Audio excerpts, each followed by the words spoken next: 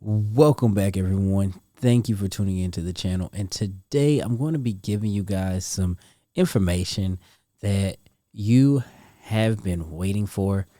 And that is how, as a parent, can you set your child up financially? What things can you do? But specifically today, we're only going to be talking about saving. We're going to be talking about investing and some other things that you can do later on. But today we're specifically going to be talking about saving. So one thing that you can do, in which everyone knows, and it's the typical route that people go, which is setting up a savings account with a bank. So you can set up a traditional savings account with the bank for your child, and you can go and you can deposit money regularly into that account, or anytime your child gets, their allowance or holiday funds or anything like that, you can take those funds and you can put them in that account, and that money can be saved there for the child. Now, there's also different types of savings accounts that you could use. Of course, you could set up a money market account, or you could also set up a CD or a certificate of deposit savings account, which may get slightly better rates than a traditional savings account. And you can also use those accounts to save money for your child.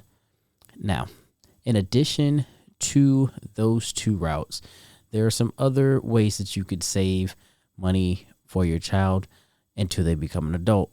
One, of course, is to open up a custodial account, which could be, a account where you are in charge of the account.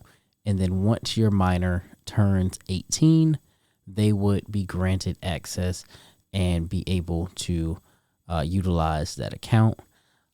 So this is another good option. A lot of savings accounts and checkings accounts and other accounts with banks offer these options to allow parents the opportunity to set up an account for their child.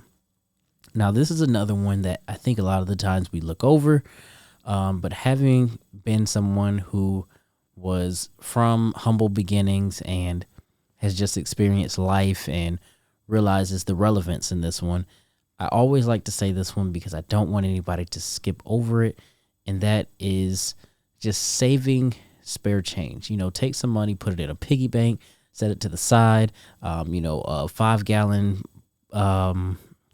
water bottle, whatever it is, set some money to the side. Just throw the change. You're not going to miss it. It's just change. Throw it to the side, put it somewhere, put it in the closet, a chest, whatever. Save that spare change. And later on, your child may get that change and maybe they'll pick through it and pick out some pieces that might be more valuable or worth more as they age. Maybe they just go and dump it all and turn it in for cash, whatever it is. However, that's another way that you won't necessarily miss it and the money can still be there. The next one, I love to talk about this one, which is when saving money for your child, we have to sometimes think that it's not necessarily literally saving money, but how are we going to get that money to save?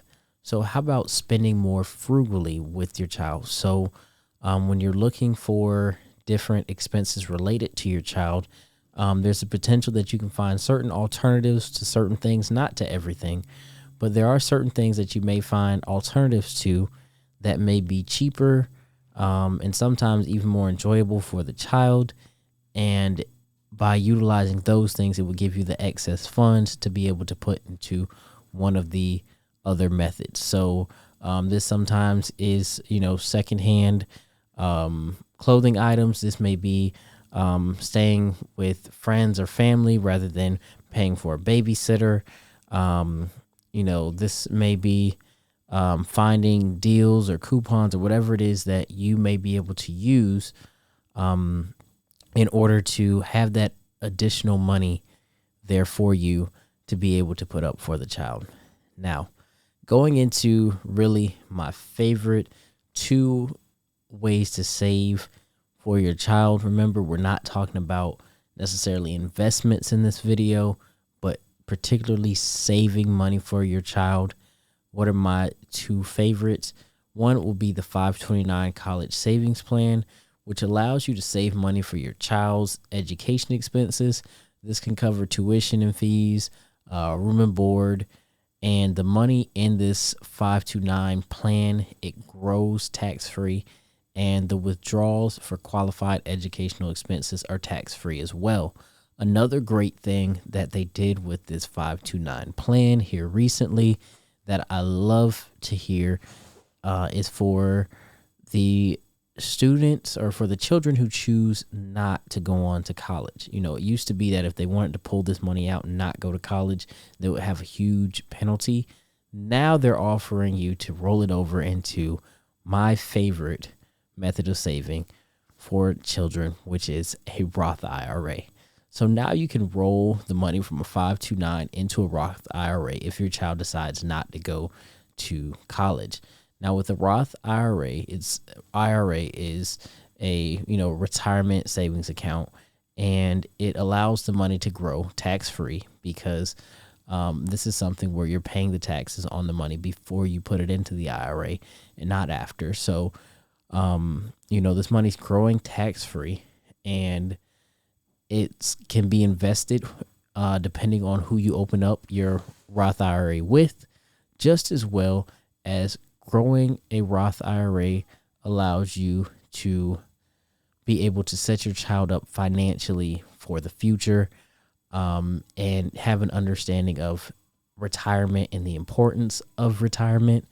And there are also qualified events that allow a child to withdraw the funds early, such as home purchases and different things, where they'll be able to withdraw the funds before retirement age and still utilize these funds from the Roth IRA. So with that being said, these were some tips on how you could build a savings portfolio for your child and different ways for you to save. With that being said, as always, thank you guys for watching. Thank you guys for tuning in. And most importantly, thank you all for being a part of the family. And we'll see you all in the next video.